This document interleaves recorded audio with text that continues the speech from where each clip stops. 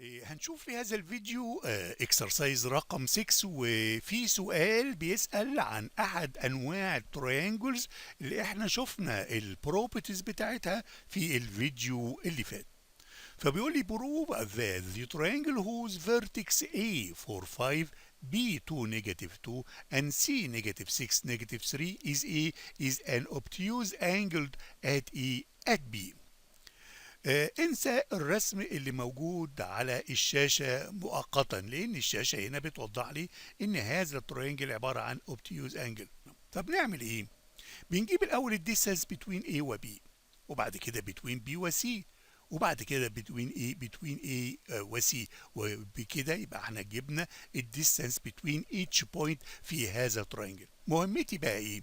مهمتي ان انا ادور على سايد يكون السكوير بتاعه اكبر من is greater than مجموع السكوير للتو other side. هي الخطوه دي هي مفتاح مفتاح الحل. وبالتالي بقى هضطر ان انا اجيب الديستانس اولا between A و B. نقول مثلا A بتمثل x1 و y1 و B بتمثل x2 و y2. نحسب بقى الفورمولا الفورمولا بتاعتنا. يبقى عندي x2 minus x1 يبقى 2 minus 4 سكويرد، بعد كده y2 minus minus y1 يبقى نيجاتيف 2 minus 5 سكويرد.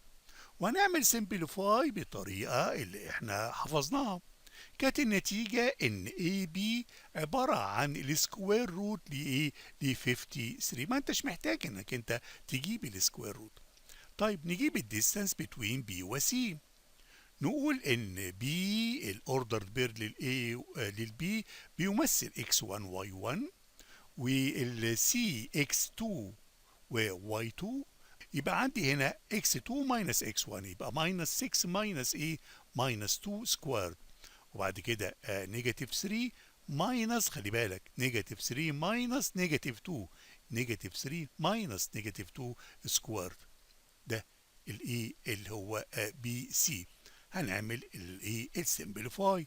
يبقى البي سي هنا هيساوي كام؟ هيساوي السكوير روت ل 65. يتبقى عندي A و C. A اللي نقول برضو A بتمثل x1 y1 و C بتمثل x2 y2. يبقى x2 minus x1 يبقى نيجاتيف 6 minus minus 4. ادي نيجاتيف 6 minus 4 وسكويرد، بعد كده نيجاتيف 3 minus minus 5. كانت النتيجة ان اللينس اللي AC زي ما انا طلعته السكوير روت ل 140 145. نبتدي بقى نبتدي نحسب الكلام ده. انا كده وجدت السكوير ل AC اكبر من السكوير للتو اذر سايدز. ازاي؟ هجيب هجيب السكوير لكل سايدز، يعني السكوير لل 53. 50 السكوير روت ل 53 تايمز السكوير روت ل 53 هيديني هيديني 53. وبعد كده السكوير روت ل 65 هيديني كام؟ هيديني 65. يتبقى اخر سايد وهو السكوير روت ل 164 سكويرد هيديني كام؟ هيديني 164. هجد ان 164 اكبر من مجموع ال 53 وال 65. دول مجموعهم كام؟ مجموعهم 8 و 11 118. ولكن انا عندي اكبر سايد عندي عباره عن 164. اذا انا قدرت اثبت ان السكوير لاحد هذه السايدز اكبر من مجموع السكوير للتو اذر سايدز، وبالتالي يبقى A و B و C are vertex of بقى الاجابه an obtuse angle triangle. تعال نرسم نرسم الكلام ده على على البلين الموجود قدامي. رسمته ووجدت ان فعلا الاوبتيوز انجل هي الانجل بي زي ما هو كان طالب في زي ما هو كان طالب في السؤال. دي نوعية مهمة من الاسئلة.